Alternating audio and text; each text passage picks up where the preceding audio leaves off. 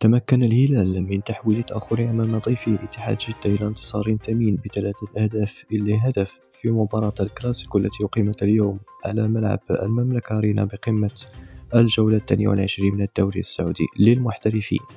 بدأ الهلال المباراة بضغط هجومي حيث استغل الدعم الجماهيري للسيطرة على مجريات الأمور خلال الدقائق 10 الأولى، لكن كانتي باغت الهلال بهدف مبكر من أول هجمة للعميد على عكس سير اللقاء، إذ استغل كرة عرضية متقنة من فيصل الغامدي ليحولها برأسه إلى الشباك على الطائر.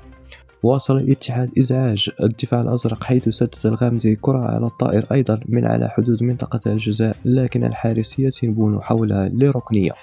واستعاد الهلال السيطرة على مجريات الأمور سريعا وهدد مرمى ضيفه في أكثر من مناسبة، إلى أن أدرك التعادل بهدف الشهري الذي تابع كرة مرتدة من الدفاع داخل منطقة الجزاء وسددها مباشرة للشباك في غفلة من الضيوف.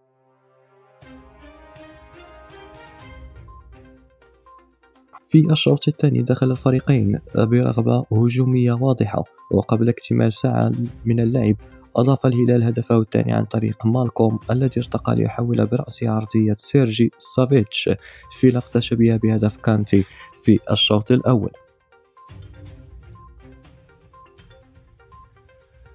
وعزز الزعيم تقدمه سريعا بهدف ثالث من مجهود فردي رائع، حيث انطلق من الجانب الأيمن وتلعب بزكريا هوساوي ليودع الكرة المرمى بلمسة مميزة. وكاد سالم الدوسري يحسم المباراة إكلينيكيا بهدف رابع في الدقيقة 77، لكن تسديدته الأرضية التي مرت من الحارس عبد الله معيوف أبعدها حجازي من أعلى خط المرمى.